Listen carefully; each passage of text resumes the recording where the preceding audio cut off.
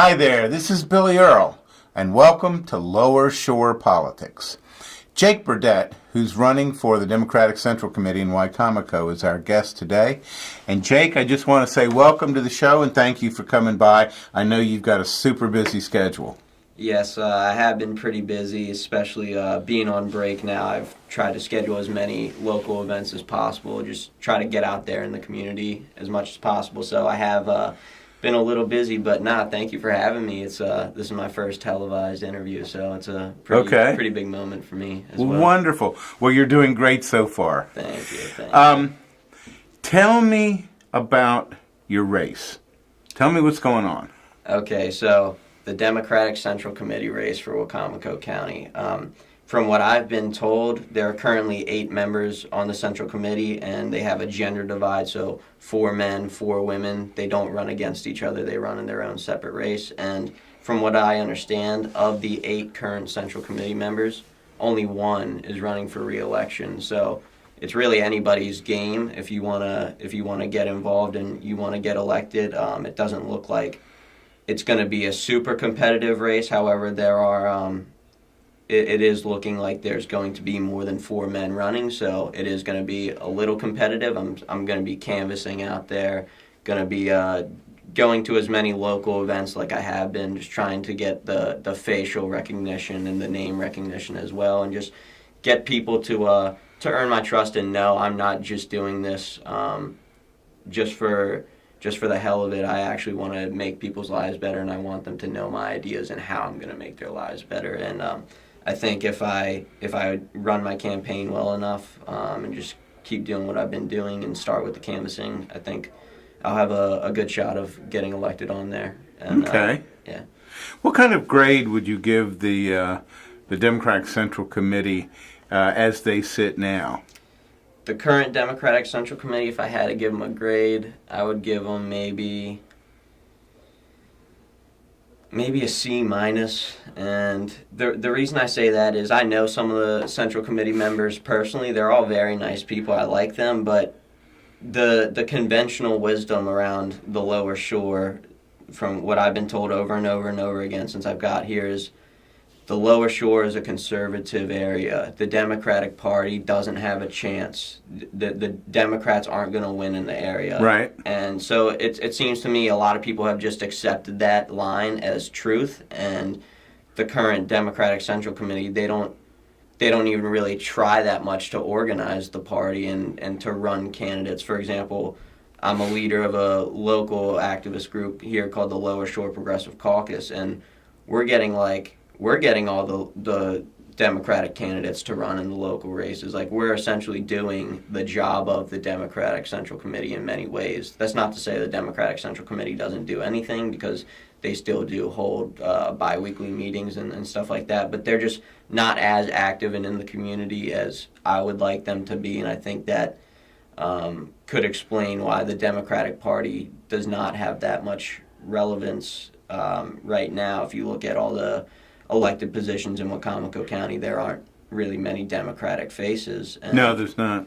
Yeah, and people will tell you, oh, it's because the Lower Shore is so conservative. But if you look at the voter registration numbers, in 2014, there's 25,000 registered Democrats and 20,000 registered Republicans, yet the Republicans are sweeping all the elections. So you can't make the argument that there's just more Republicans and more conservatives, because the numbers just don't bear that out. It's just, voter registration and voter turnout are 2 different things. And we have the numbers for the registration, but the Democrats just aren't coming out to vote. And I don't blame that on the voters. I blame that on the party itself. They're not offering attractive candidates and attractive ideas. And the County Central Committee is certainly a part of that. And I think me and the other people running, the other younger people, we're invigorated, we're excited, we have fresh new ideas that are actually attractive to voters. So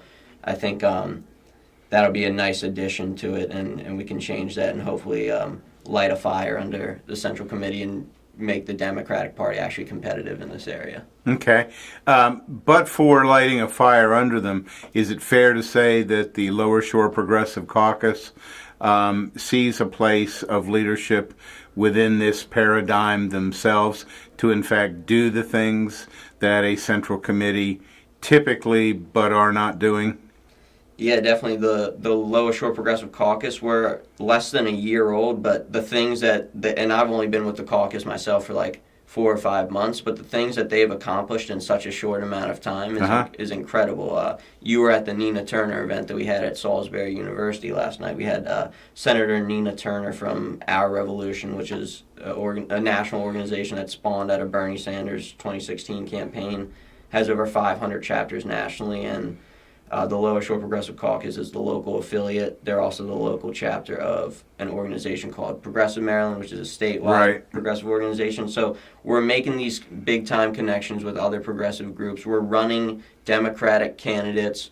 We're holding canvassing sessions for issues and candidates. For example, January 27th, tomorrow, we're doing a canvass for Ben Jealous for governor and running on giving out our platform, which is very people-centered and worker-centered, trying to get higher wages for workers, get them things that should be basic human rights like health care and free college and stuff like that. And all of these things I'm describing that the Lower Shore Progressive Caucus is doing, these are things that the Democratic Central Committee should be doing. So that's why me and several other members from the Lower Shore Progressive Caucus are running for the Democratic Central Committee, because we're doing these things anyways. We may as well make it official. So what the role of the Lower Shore Progressive Caucus will be if we do get on the Central Committee, the good thing about the caucus is it's a nonpartisan group. So if they don't want to, they can work with the Democratic Party if they want to. They can also do their own thing. So they have a little bit more freedom. So they could really expand a little further than what you're able to do on the Central Committee. Your tongue is a little bit tied in that regard, but we'll definitely be, if we win on Central Committee, we'll be doing a lot of these things that we're already doing with the caucus of canvassing and running candidates and getting our names out there. Okay. Well, that sounds like exactly what is needed. In terms of the concrete things that you all can do, one of the things in other jurisdictions that has been kind of a proven winner has been the institution of what I'll call either precinct chairs or neighborhood networking. And they have kind of two different scopes. Precinct chairs is an adjunct of the Democratic Party and has with it a set of protocols and requirements, etc. Neighborhood networking is a looser organization, but more interested in the effectiveness of a person in a precinct becoming ingrained in that precinct and becoming aware of the needs and wants and desires of the people who live there, as opposed to the steps that it took to get on their board and then what you're asked to do. In other jurisdictions, it has been I would say a severe game changer, and when I say that, I'm talking about where I used to live in Dallas. When that program was instituted, it created a network that resulted in judicial voting there for judges, which is in Texas but not here, to the tune of the mid-90s, whereas 20 years before it was 5%. I assume that that's going to be part of your effort to make sure that your network goes down to the grassroots and does the kind of things that not only did Bernie talk about, but Nina talked about. The whole progressive community has talked about grassroots, and so I'm guessing this is a big part of what you all are doing. Yeah, it sounds like a great idea. I'm pretty sure, do they do that in Worcester County already? They are already starting that. Tom Butler started that with the Democratic Club there. It has not shown to be very popular here with the Central Committee, but hopefully that will change.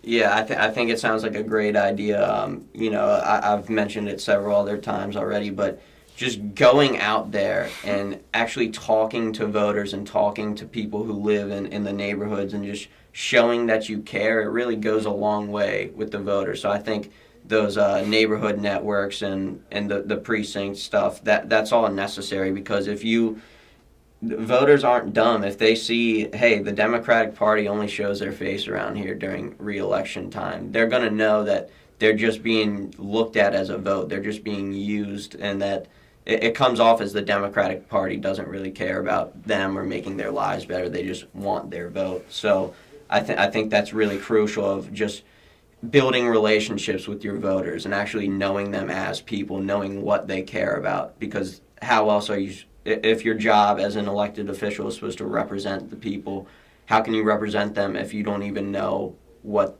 they want to see implemented? So you have to go out there in those communities and talk to them. Otherwise, you're just going to be disconnected. And I think that's a big problem with politics now, is elected officials, it just turns into a social club a lot, and they just talk to each other, and they live in a little bubble. In the bubble. Yeah, and they don't know what their voters want. They just become disconnected. Okay. Yeah, there are several communities here which have voiced that opinion. The African American community, the Haitian community, and in the Hispanic community. Ellos piensan, los democráticos no esfuerzo para votar. Uno tiempo de 4 años. They come and see us once every 4 years, and they want our vote, but that's it. We don't really get any other representation from them. It's just, okay, it's time for you to cast your ballot. Now, don't look at the plank. Don't look at the platform. Just go ahead and vote. The Lower Shore Progressive Caucus. Tell us, I was at the event last night, and actually I have footage that's going to be on PAC 14 and on YouTube of that event, and it was stirring. Tell me a little bit about the Lower Shore Progressive Caucus and kind of where you see it going in the future. Okay, so as I mentioned earlier, the Lower Shore Progressive Caucus, I was not even around when it was started, but it was started a little less than a year ago. I believe the 1-year anniversary is on February 3rd, so not too far away. Happy birthday. Yeah, thank you. But it's a relatively new organization. I think the founding members, like Michael Feldman and Jared Shabline, who you interviewed on here as well, and I think a couple others, they were just, like many other people, they were just normal citizens that followed politics but hadn't been involved at all, had never really done too much, but before that they watched from the sidelines and were not happy with what they saw. And I think, like a lot of other Americans, the 2016 election just sort of was the last straw, and they thought, I can no longer just sit here and watch my country fall apart in front of me and not do anything about it. So they decided, let's start this organization, the Lower Shore Progressive Caucus. It's going to be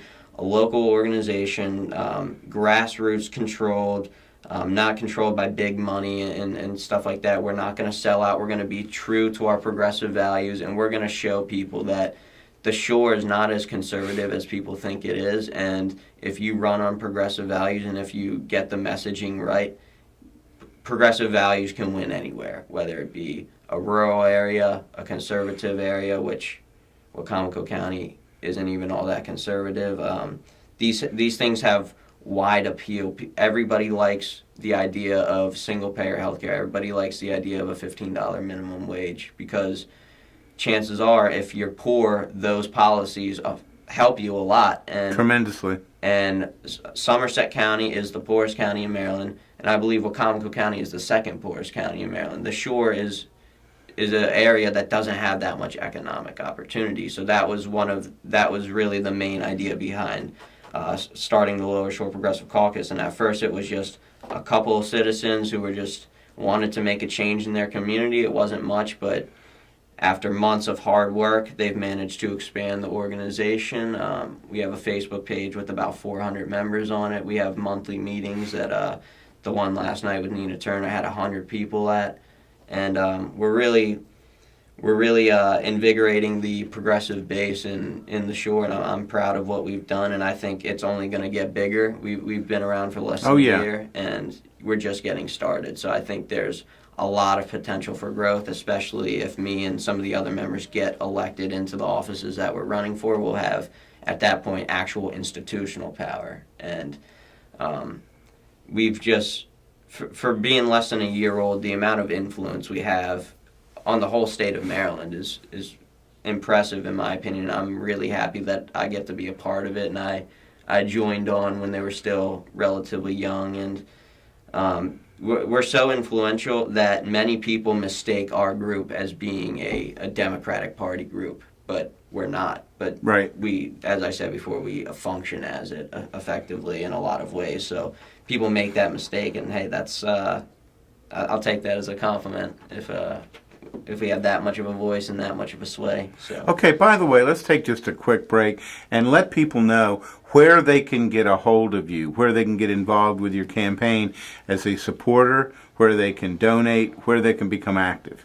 Okay, so my email address if you want to contact me is jakeburdett12@yahoo.com, and that's Burdett is spelled Burdett. You can also text me or call me anytime at 443-833-5051. My Twitter account is @Jake_Burdett, and you can look me up on Facebook, Jake_Burdett. I also have a YouTube channel. You could type in on YouTube Jake Burdett for Democratic Central Committee of Wicomico County. I have laying out my platform more in depth, and then I'd also make several other videos about why I think I'd be a good addition to the Democratic Central Committee in Wicomico County, and my advice to other young people like myself. I'm only 19. I'm a student at Salisbury. My advice for other young people and college students for getting involved politically, because it is quite a daunting task if you've never done it before. But now that I've been through it, it was a bit easier than I expected it to be, so I wanted to sort of share that insight with other young people who may be on the fence. And I'll also be making other videos as I get more time. The channel's about a month old, so only a couple videos so far, but I'll be making more. Okay. Tell us what your main passions are in terms of issues.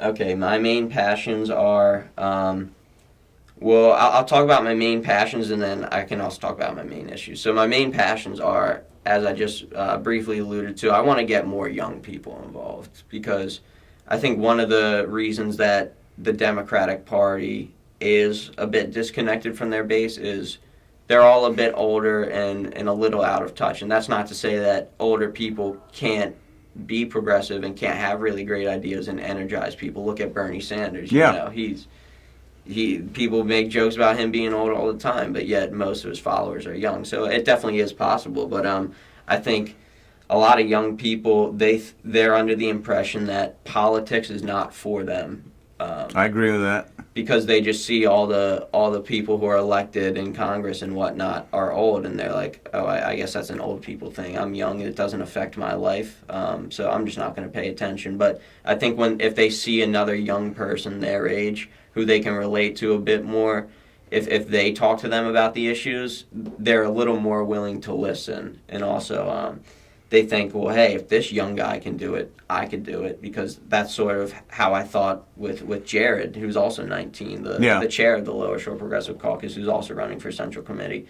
I wanted to be involved in politics, but I thought, like, oh, I'm only 19, like, no one's going to take me seriously. But then I saw another 19-year-old doing it, so that inspired me in a way. And I hope to be that piece for other people and motivate them in getting involved. I'm with the College Democrats at Salisbury University, and we do weekly meetings there. We do voter registration tables to try to get more young people involved. And right, when I'm appealing to young people, or when I'm appealing to anyone, to make them care if they don't care, if they think it doesn't affect them, I always look for issues that I know probably does affect them, and I make it clear to them, hey, if you want these things to end, like, the only way to do it, unfortunately, is by voting and paying attention and being involved. So with young people, when I try to appeal to them and get them to care, my main two issues that I usually go to is the high cost of college tuition. Amen there. I believe it's about, if you look at just your average cost of college nationally, it's about $27,000 a year. And there are not many college students who just have $27,000 laying around. So they either have to use their parents' money, which is what I'm doing if you're lucky enough to have parents that can pay for you. But a lot of kids end up getting screwed. Their parents don't have the money. That's right. They have to take out student loans and sometimes go into hundreds of thousands of dollars of debt that they can't declare bankruptcy on, that some people have to pay off until they're in their 50s and 60s, their retirement age. So that's one issue I try to use to appeal to young people is the high cost of college. And if you look at many other countries around the world, they have tuition-free college. In America, they try to make that seem like it's so unrealistic and it'll never happen. Well, how come it's already happened in so many other modern Western countries? So that's the point I make to young people. And also, this one really appeals to young people, marijuana legalization. The 60% of Americans... Okay. Yeah. Cut. Okay. Yeah, so another big issue that I try to stress for young people that I think will get them motivated is the issue of marijuana legalization. 60% of Americans across all ages support the legalization of marijuana for recreational use, and I bet that number is a lot higher for specifically college students and millennials. If you come from a privileged area and you have a lot of money, a lot of the economic issues aren't going to appeal to you because they don't affect you as much. Right, yeah. And you do have some of that at colleges. So, but even those more wealthy college students, a lot of them still smoke marijuana, and they realize it's a completely harmless, victimless crime in that, but regardless, because it's illegal, if they get caught with it, their future could be ruined. They could not get a job because of that. They could get kicked out of college for that. They could get arrested for that. So I think that's another good thing that really appeals to young people, to make them realize like politics does affect them and their lives could be so much better if they just played a more active role. So, how do you think young people are reacting right now to this budget proposal from the White House and from the Republican leadership that can really be called nothing more than just a belated Christmas present for the very wealthy? So the budget proposal, the one that the tax had the cut. government, tax cut. Okay, so how do young people interpret it? It all depends on which young person and where they get their news from, because even though it is a massive handout to the rich and to the corporations, the Republicans have done a decent propaganda job of tricking people into thinking that, oh no, this is a middle-class tax cut, this is a lower-class tax cut. Of course, they don't mention that any middle-class and lower-class tax cuts have sunset provisions, so they're going to expire after a certain number of years, but all the corporate tax cuts and the tax cuts for the rich, they've made permanent. So it's sort of a trick that they're using to trick people into thinking that this is good for middle and lower class workers. But young people, I think, like I said, it all depends on who they listen to. But I think whether people even pay close attention to politics or not, young people specifically, everyone sort of, the secret is out that our government is corrupt and doesn't really represent us. I think most people are just generally distrustful of politicians, so chances are most of them probably realize that this tax cut is not great for Americans, just because, I mean, this is nothing new. The Bush tax cut was not so different. This is even more extreme, but it's the same thing. That the government has been doing this to us for decades now, and I think people are finally waking up. And I think Bernie Sanders was a big part of that, and his message His message really appealed to young people and woke a lot of people up. So I think my generation hopefully will be the one that finally puts his foot down and says, we're not going to take this anymore. We want progressive change, we want radical change, and we want it now. You're in a government and politics curriculum? Yeah, I'm a political science major. That's all. What do people in that curriculum at SU, what do they think as a group? If you're going to split them into are half of them in favor of Trump, half of them in favor of populist or progressive policies? How would you categorize it? Okay, so I just finished my first semester at Salisbury University as a political science major, and I took mostly political science classes. So I have a good general understanding of how people feel on those issues, and I'm a more active student. Like, I tend to raise my hands a lot and be a bit of a know-it-all, maybe be annoying, but hey, I wanna enlighten others. So I talk, speak up a lot in class, and a lot of my other classmates, they weren't speaking up as much. They would just sort of go to class, not really raise their hand or participate, and I interpreted that originally as, oh, these people are just taking it just to get credit. They don't really care. Just class. I thought that they were mostly apolitical, but then at the very end of the semester, we did presentations on projects we had been doing the whole time, and it turned out there was a lot more progressives than I realized. Like, most of the kids were doing, like, either directly mentioning Bernie Sanders in their project and, like, trying to explain why he has such broad appeal, or they would not mention his name but, like, talk about issues that Bernie would talk about all the time. So that sort of was a bit of a culture shock to me, and it made me realize, wow, like, there really are, this Bernie Sanders movement is real. This revolution is happening right in front of my eyes, even in conservative Wicomico County and Salisbury. The Republicans are definitely the minority in that class, and they do exist, of course, and that's fine. But I would say the liberals probably outnumber the conservatives maybe like 3-1. So for every 4 people, 3 of them, for every 4 political science people, 3 of them will probably be liberal, 1 conservative.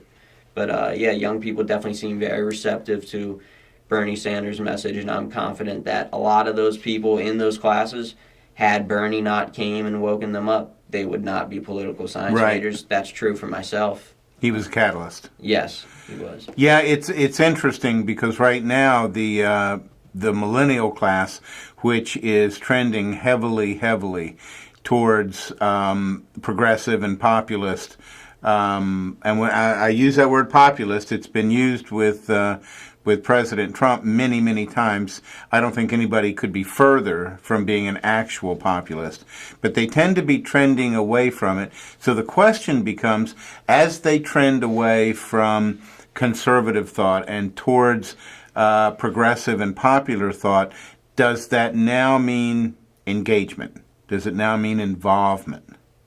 What are your thoughts? It doesn't necessarily mean involvement because, as I said earlier about the tax bill, like, people tend to be generally distrustful of not only the Republican Party, but they also have realized the Democratic Party screws them in many ways as well. So okay, cut there. Remember, part of what we're doing is trying to get people to work for you. So what you may want to do is say, yeah, I think they want to become engaged, but they're not really sure how to do it. Here's how you do it. Okay. Call Jake. Yeah. Okay. Cut. As millennials tend to trend away, what about engagement? So a lot of millennials, they've become the age, at least college students, they're mature enough and intelligent enough to follow and understand politics now, and now they actually want to do something to get involved and to create that change in the community that they want to see. But it's a hard thing if you've never done it before. There's no getting involved in politics for dummies. There's no simple course to do it, but speaking as a young person myself who just went through this process in the last couple months, and I've came quite a long ways from not being involved at all, reach out to me. I can give you advice on how to do it because I've lived through it. You could contact me again, 443-833-5051, jakeburdett12@yahoo.com. Please reach out to me. I want to get young people involved. I will not mind at all you contacting me. I want you to do this. And other than contacting me, if you want to get involved, look in your own community if there are other organizations that share your value that already exist. It's way easier to join another movement than to start completely from scratch by yourself. Just start your own thing. Luckily enough for me, the Lower Shore Progressive Caucus already existed, and chances are in your community there's some group that shares your values with other like-minded people that you can work together with, and it makes it a lot easier to get involved. Also, if you go to a college, consider getting involved with your college Democrats program, or whatever political beliefs you may have. There may be a political club there that matches you well. That's my advice. Even if you want to make politics a career one day, not even necessarily running as a politician, but just like working with political stuff. There's got to be a good internship program at your college, or maybe a local candidate that you support and really stand behind. As someone running my own campaign now and working closely with other candidates, they want help with their campaign. They need volunteers. They need interns.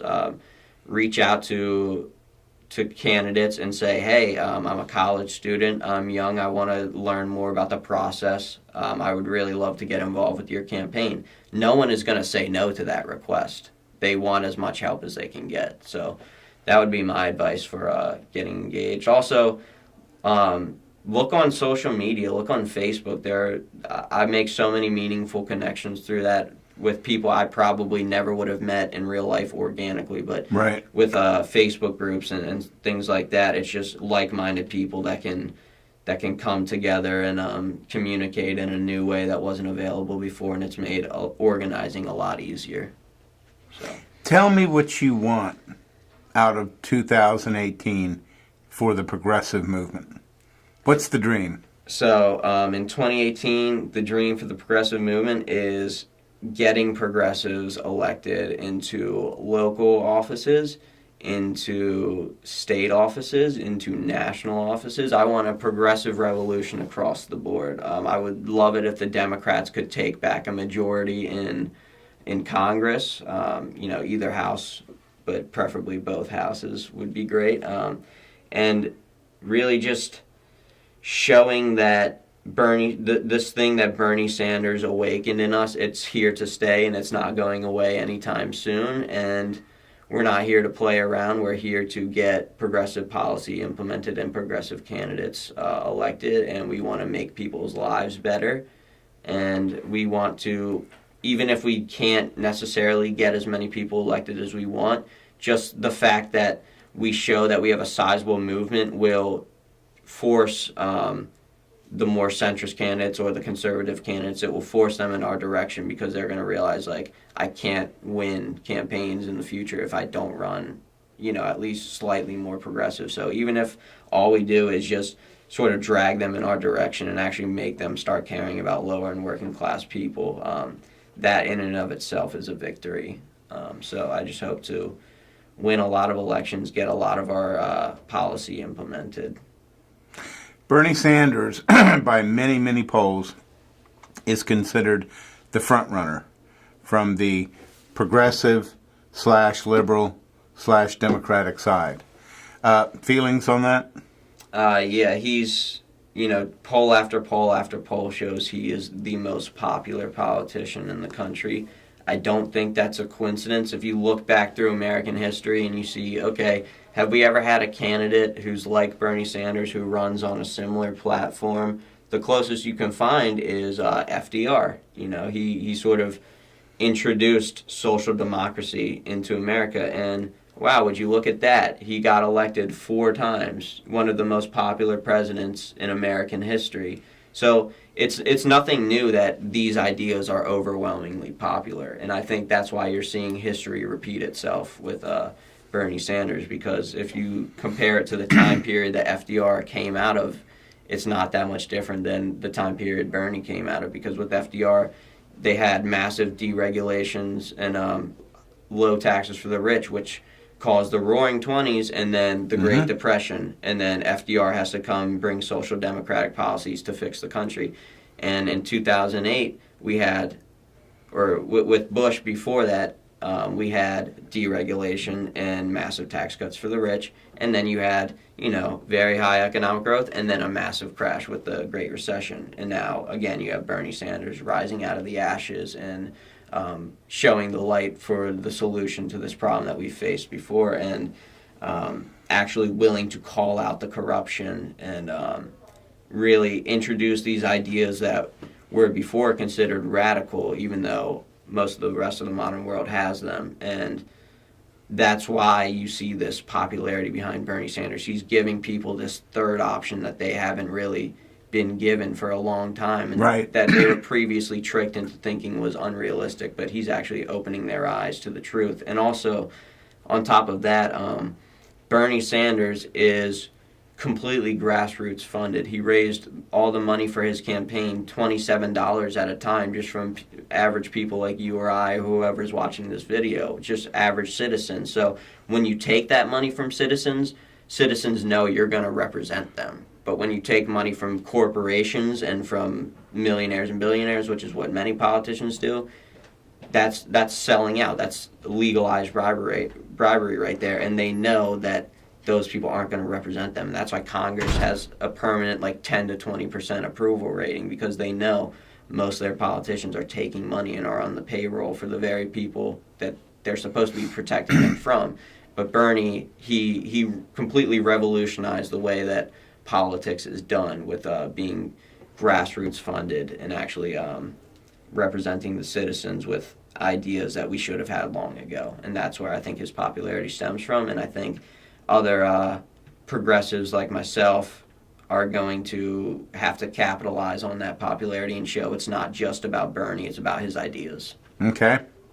Well, great. Look, I really want to thank Jake Burdett, who is running for the Democratic Central Committee in Wicomico, for coming by today. And I'm sure this is no relationship, but if you're interested in working on Jake's campaign and donating to Jake's campaign and getting involved and being part of the solution and not of the problem, as Tom Burdett used to say, we'll keep the light on. So thank you for tuning in. This has been Billy Earl here on Lower Shore Politics. God bless y'all real good. Okay. Okay, thank you for that. Should we do, you said we could just edit it in, so we could record something right now and then... Absolutely. Okay, should we... Now, do me a favor and close that door. I don't know why I didn't think of that before. But if somebody else walks through the hallway, it's going to sound like we're in a subway station. Yeah, what else would you like to say? So, I think, you asked me one question, what are your main values or issues or something like that. I think that would be a good time. I spoke about the young people thing. I think it would also be good to speak about the minority thing. Go for it. Okay, 5, 4, 3, 2, 1. So another one of my main things that I want to accomplish with my candidacy is reaching out to minority communities and showing that they care, or showing that I care and that the Democratic Party actually cares about making their lives better. Because it's very similar to just, in general, the way that the Democratic Party will treat their constituents. They'll only show up around re-election time, and then the rest of the year they're sort of, they go into hibernation. They're nowhere to be seen. And the black community and just minorities in general, they see, really, no matter who is in office, their lives don't really get all that much better. So, right. Understandably so, they've become quite disillusioned with the political process in general. And, I did voter registrations maybe about a month ago in Salisbury, right by the Wicomico Public Library, at something called Jermichael's Barbershop. And it's like a black barbershop. And we were doing voter registration tables trying to get people to register to vote. And so much of the black community, they were sort of against registering because they view voting as ineffective, because so many times they've been promised legitimate change and that their lives were going to be made better, and then they go vote for that candidate and then they just get backstabbed. They take their time out of their day to vote for that candidate and support them, and then they get nothing in return. They don't actually get represented. So, understandably so, they just become distrustful of political candidates, and I totally empathize with that, and I want to be the change to that cycle. I want to end it and actually be out in those communities frequently, go to their meetings, hear what issues are important to them, try to make their lives better, and not forget about them once I'm in office, and just show that I actually do care about them and I'm not just using them as a vote. That's what needs to be done. Yes, especially the Lower Shore. It's one of the poorest areas in Maryland, and